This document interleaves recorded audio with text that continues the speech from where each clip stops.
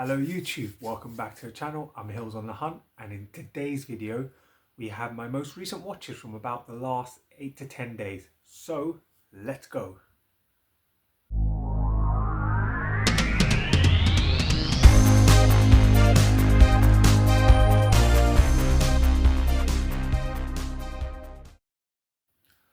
Alright, welcome back to the channel. So yeah, in today's video we have my most recent watches. Over the last, I think, 10 days, 8 to 10 days I would say. There's 8 titles in total. So these are just physical media watches. So I don't really try and talk about like streaming watches and things like that. But I just want to focus on the physical media watches. So yeah, 8 titles in total. A nice mix of the weird, wonderful, new stuff, old stuff, random stuff. So yeah, let's go into them.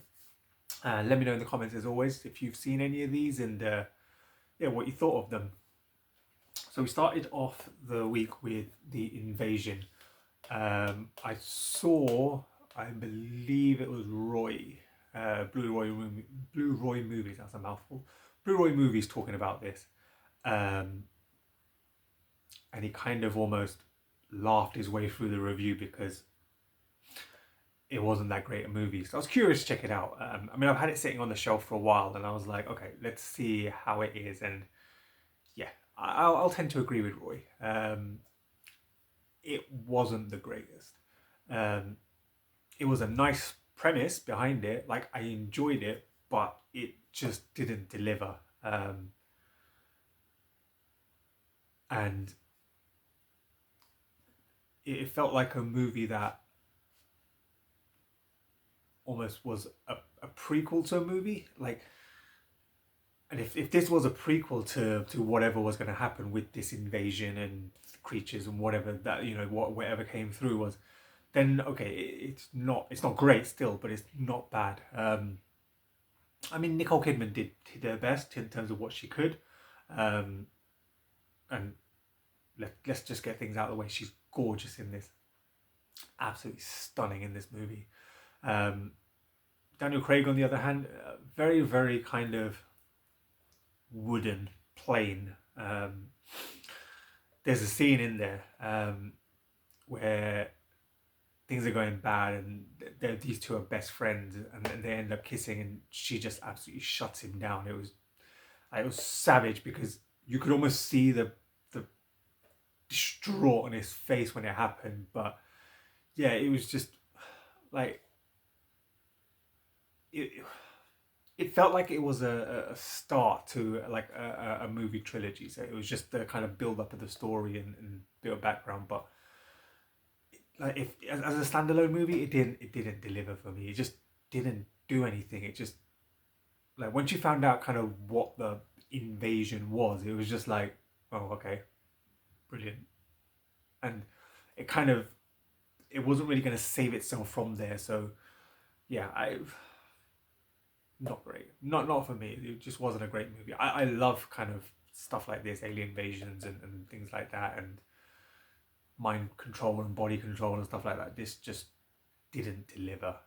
It didn't really know whether it wanted to be action or whether it wanted to be horror or whether it wanted to be psychological or whether it wanted to be supernatural. It tried to fit everything in and it just didn't work. But yeah, Invasion. Let me know what you thought of this one. Now we're going to something very much out there. But I've been wanting to watch this movie for a while. I think I heard it on a podcast, the WTF Are You Talking About podcast. And they did a watch along like podcast about it when they were watching it, and they were just absolutely giggling, laughing, and almost crying through the movie. So I wanted to check it out, and it's Thanksgiving. Yes, I kid you not, that is the title of the movie. It is called Thanksgiving. It is about a killer turkey. God, I watched some weird things. This is low budget. I had such a good time watching this. Seriously, I had such a good time. The turkey's name is Turkey. And the story is back in the 1500s or 1600s. I think this was the turkey ran rampage through pilgrims and things like that, and then got caught and buried in the ground, and many years later, a man living in the woods, and his dog goes and pees on the grave of the turkey, and the turkey comes back to life and torments the town. As I'm saying those words, it doesn't make any sense, but it's super fun. It really is. Oh my god, it's one of those movies where you just switch your brain off and just have fun. You know what you're walking into. You're not going to walk into an Oscar-winning movie, but Jesus, it's super. So there are some dumb scenes in this movie. The cast is dumb, and you love them because they're dumb. Um, oh. The worst thing is there's a second part to this, which is called Thanksgiving 3, which is all about trying to save Thanksgiving 2. It makes no sense, but I loved it. I loved every minute of it. It's just the kills are fun. There's a scene where Turkey kills one of the parents, one of the kids' dads, and chops off his face. This is a turkey doing this, by the way, as in an actual turkey doing it, right? Chops off the man's face, puts the face on with string around the back, so it's like a mask. And then when the kids come to the house, none of them recognize that the dad's gone from nearly 6 foot tall to a 2 foot turkey. They just act like nothing's happened. It's just so silly. It's just switch your brain off and just have fun. Yeah, I love this, and I'm seeking out Thanksgiving 3 because I want to watch it the second part again. I had a blast. You can see the look on my face. I had a blast with this movie. If you really want to watch something that's just you don't need to think about and just watch for the stupidity and the nonsense, there you go. Thanksgiving 3. Now we're going to stuff a bit more serious. Hound of the Baskervilles. Sherlock Holmes. I really enjoyed this. Really enjoyed this. Really had a good time with it. Peter Cushing and Christopher Lee was super good in this movie. Peter Cushing playing Sherlock Holmes and Christopher Lee playing Sir Henry Baskerville, who's a member of his family gets killed by something they can't explain, and brings in Peter Cushing's Sherlock Holmes and Dr. Watson to solve the mystery. And it's just superbly done. Super gothic old style setting, very creepy, very old British style. This movie is from 1959, so yeah, I'm really getting into watching a lot more older style movies and just having really good time with them because they're just really fun. Just the whole style setting, and this was really creepy. A lot of movies set at dark, which made absolute sense because of the nature of what the movie was about. But yeah, trying to figure out what's stalking and what's killing people and the types of kills, and yeah, it's just well done. Everyone did what they needed to do and really played their parts well. And yeah, again, another Hammer movie I'm really starting to enjoy. So delving into new franchises, new genres, and new types of movies just becoming such a blast. And yeah, just really enjoyed this one. So Hound of the Baskervilles, very good movie, very good watch. Have you seen it? Let me know what you thought of it. Now, because I'm going in order in terms of the movies I watched, this was my movie of the week or of the last 10 days. This is phenomenal. Beast of No Nation. Absolutely fantastic. Seriously good. So it's a war movie set in Africa, in a no-name country. Young boy in the front, Agu, he basically watches his family get split and brutalized by government forces who come and just take over the town, or militant forces, I believe they were, take over the town and just assassinate everyone in town, under the premise of them being spies and things along those lines. He watches his dad and his brother just get killed in front of him, and then he disappears into the forests. Visually set, visually this is beautiful. There are scenes in the nature and the woodlands and the forest and everything that are just stunning. They'll just blow you away. They just pop off the screen in terms of the colors, the vibrancy, and everything that's going on here. Agu tries to survive in the woods, just because he knows there's people after him, and then he runs into a coalition force of some type, led by Idris Elba, who again is just superb. He is super good, super unhinged in this movie as the leader. Tries to come across as a good guy, but as the story progresses and as their relationship between each other kind of blend between Agu and Idris Elba, who plays, oh, what is his name in this movie? I don't think he had a name. I think he was just a commandant, and he basically takes Agu under his wing and trains him to be a survivalist. There's a scene where they catch the army forces, and Idris Elba calls the commandant calls over Agu and wants him to kill him. And that scene itself, where you've got the man pleading for his life, Idris Elba standing behind Agu, just egging him on, and just the fear and the panic on his face of what is the right decision and what is the wrong decision to make is just incredible. Agu, played by Abraham Atta, this was his debut performance, and for 2 hours this movie just kind of just moves along just brilliantly. In terms of war movies, it was so good, and you kind of see the life that real life people in Africa have to suffer when war's going on, and children having to kind of take fight and take charge and do things they don't necessarily want to do. They can't really be children, they have to be adults at such a young age, and this movie showed a lot of that, but it's just visually beautiful. Abraham Atta just steals the story. In any other movie, Idris Elba would have stolen it, but he gets overdone by this kid, and it's just beautiful. If there is a movie you need to watch, you need to check out, Beast of No Nation. So it's beautiful Criterion release. Definitely check this movie out if you ever get a chance. It's so good. Next one along is Sunday Woman, so from the Radiance collection. Italian, kind of a whodunit. So when I went into this movie, I don't know what I was expecting. I've seen a lot of Italian giallo movies and a lot of whodunit movies and a lot of polizia movies and stuff like that. And this one kind of fell into that similar bracket in terms of story and characters and twists and turns.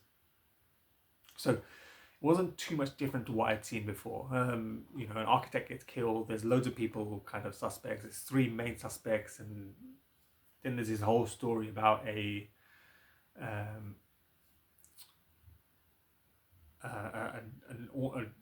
statue of a man's piece, statue that plays a prominent part in it, and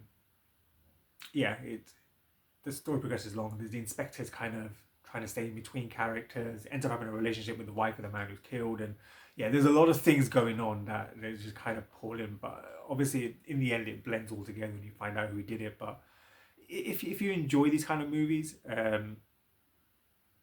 it's not bad. It was okay. It's not the best I've seen, but it was a good little watch. I didn't mind it. So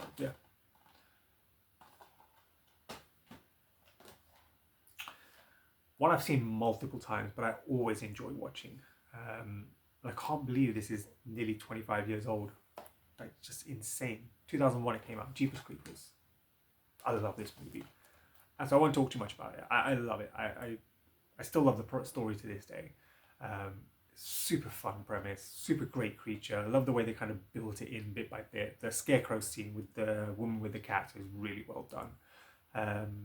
The scene on the highway when he yanks out the police out of the car, just beautifully done. I haven't seen the other 2 movies. So I've seen 2 with the school bus.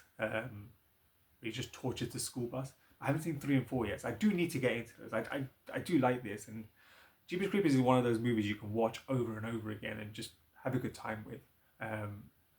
It doesn't really age. It kind of does well with time. But yeah, if you've seen this one, let me know what you thought of Jeepers Creepers. 2 to go.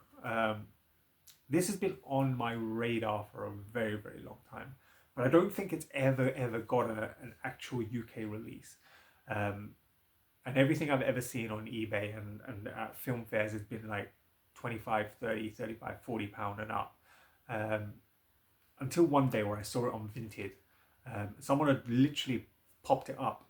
So I always keep my tabs open with new editions, and so this popped up as I'd gone onto Vinted. It was the first thing that was there, so I snagged it. I don't think I've ever clicked buy on anything in terms of a movie as quick as I did with this, but it was a fiver.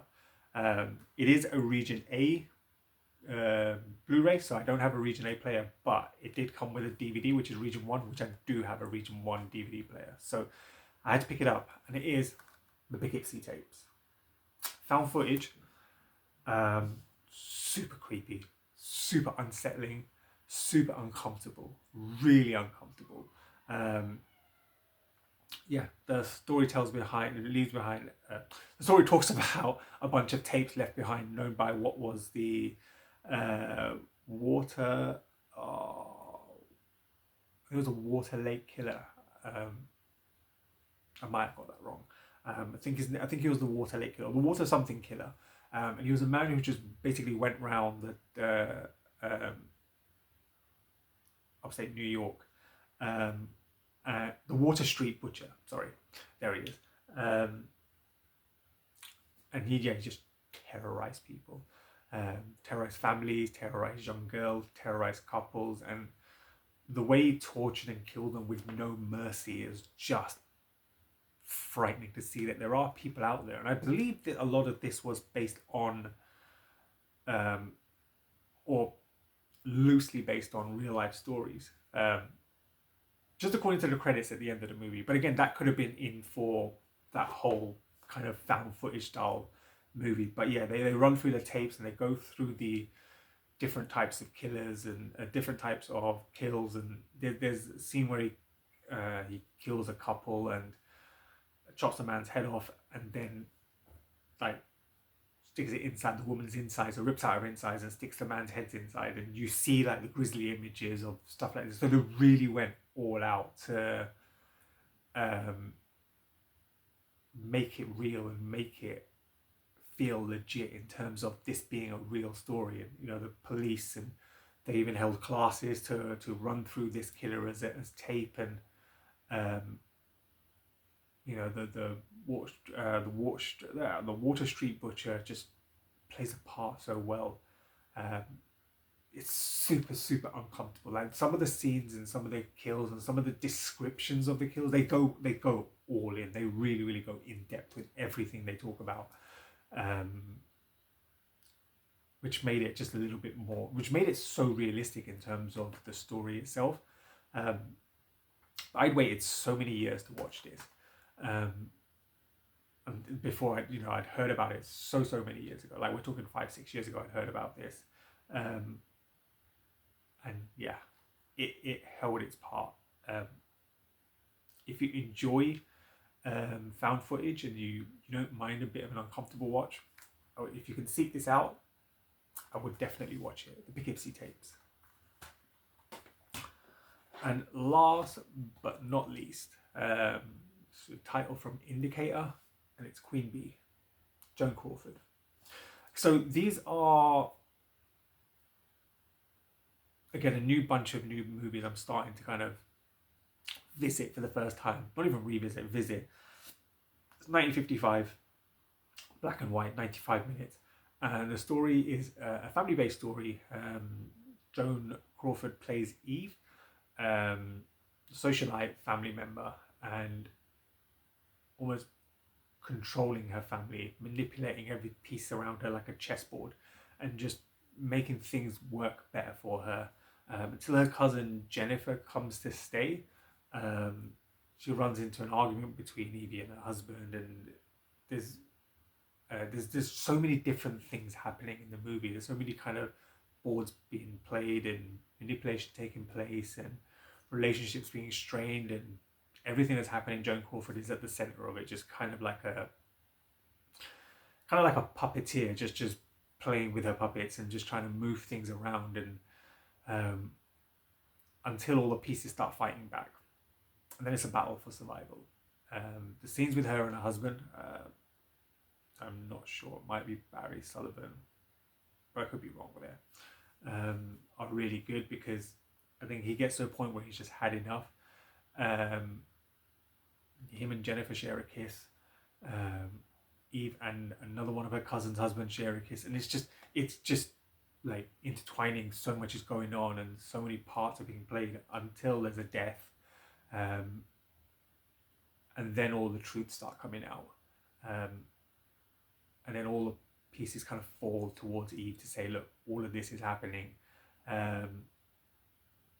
So yeah, it really was a good watch. Like I said, it's new for me to kind of watch stuff like this, because it's not something I grew up on, but it was a really, really good watch. There's a book inside here as well. Eva Phillips, yeah. So Eva Phillips. But yeah, I mean, if you're into this kind of stuff, then definitely check it out. I'll definitely be looking into more into this kind of movies, because it was a new experience, and something I really enjoyed. And I don't mind dramas and dramedies and stuff like that. So yeah, it was a good watch. Joan Crawford was very good in her part. She played the you know, the bi role in almost, you know, the happy-go-lucky kind of family member, and then the ruthless socialite kind of making life work for her kind of person as well. And as this, you know, as her kind of past and you know, what she's done to get to where she needed to be comes out, you start to understand what kind of person she really is. But yeah, Queen Bee, really enjoyed that. That is everything. That is all 8 movies watched. So yeah, let me know what you thought of these. Yeah, let me know down below. If you like the channel, if you like what I'm doing here, drop me a follow. I always respond to comments. So yeah, thank you so much for watching, and have a great day. Take care.